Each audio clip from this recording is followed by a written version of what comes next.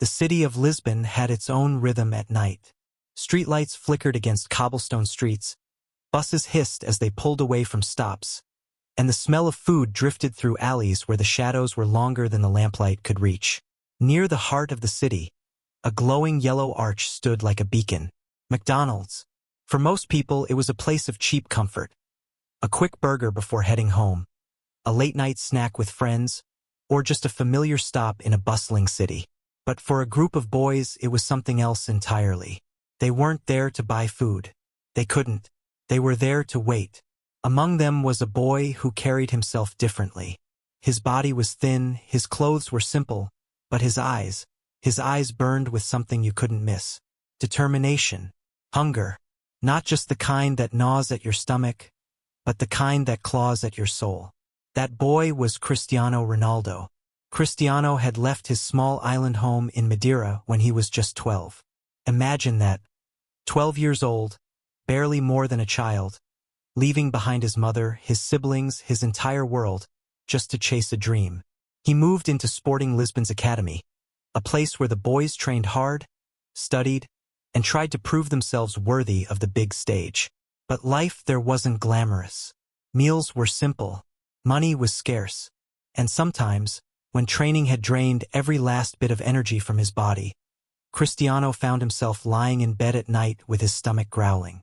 For a boy growing fast, for a boy pushing his body to the limit, food wasn't just comfort, it was fuel. And sometimes there simply wasn't enough. So he and his friends found their way to that McDonald's. They would stand outside after the doors were locked, near the side entrance where the workers took out the trash. It wasn't pride that brought them there. It was survival. At first, they stood in silence, too embarrassed to ask. They waited, hoping someone inside would notice. And eventually someone did. Her name was Edna. She worked the night shifts, cleaning, packing, making sure everything was in order before closing.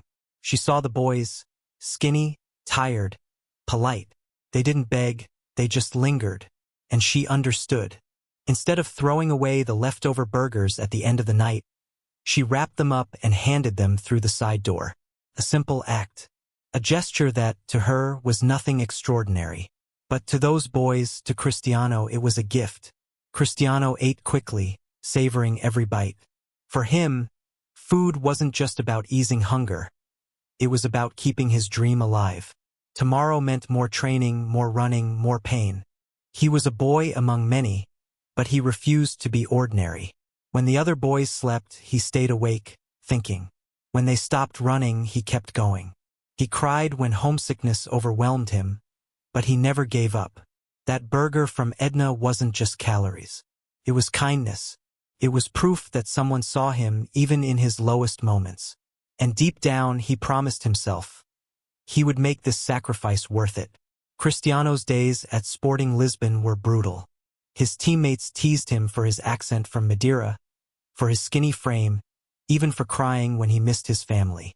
But he trained harder than anyone else. He added extra drills, extra push-ups, extra runs. He told himself that every drop of sweat was an investment in his future.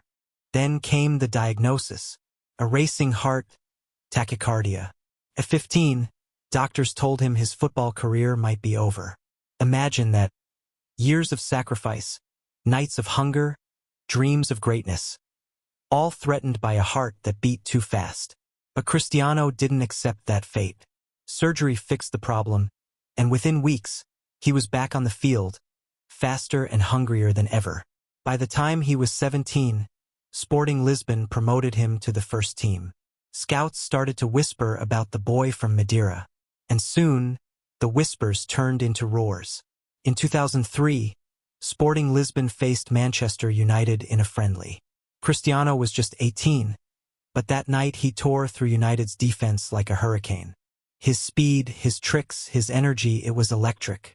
The Manchester United players were so impressed that after the game, they begged their legendary manager, Sir Alex Ferguson, to sign him.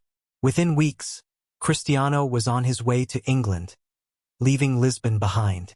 But he never forgot Lisbon. He never forgot those nights standing outside McDonald's, waiting for Edna's kindness. At Manchester United, Cristiano blossomed. He won trophies, titles, and awards. His body transformed from a skinny boy to a powerhouse. And yet, he wasn't satisfied. He wanted more. In 2009, he joined Real Madrid for a world record transfer fee. There, he became a legend. For Champions League titles. For Ballon d'Ors. Hundreds of goals. His rivalry with Lionel Messi defined an entire era of football. From there, Juventus. Then back to Manchester United. And finally, Al Nassr in Saudi Arabia. Every step, every game, he pushed himself to new heights.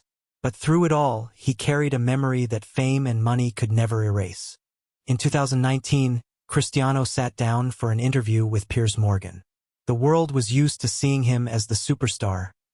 Polished, confident, almost untouchable. But that night, the mask slipped. He told the story of those hungry nights. He described waiting outside McDonald's. He spoke of Edna and the other women who gave him burgers when he had nothing. And his voice broke as he admitted something. I want to find them. I want to invite them to dinner because what they did for me, I'll never forget it. For once, the man known for his perfection, his pride, his unshakable confidence, showed his heart. After that interview, the world responded. People searched, news outlets spread the story, and eventually Edna was found. She remembered him. She remembered the shy, skinny boy with big eyes who waited outside McDonald's with his friends. She never knew what became of him.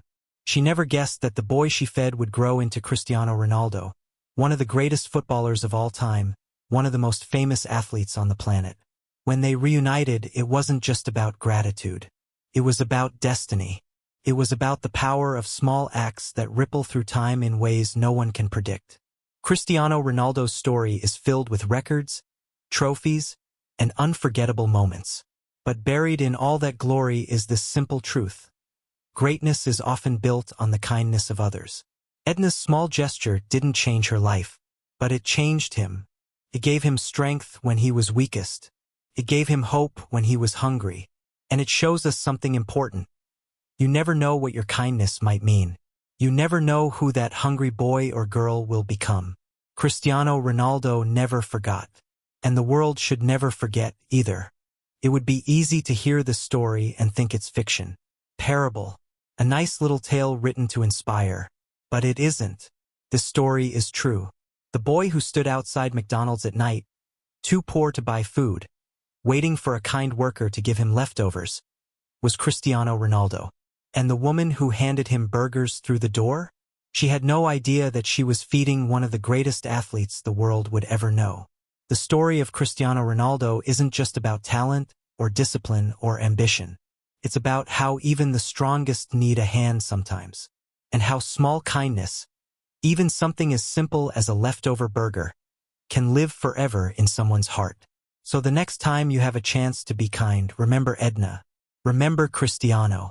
Remember that no act of kindness is ever wasted. Because you never know. The boy you help today might be the man the whole world cheers for tomorrow.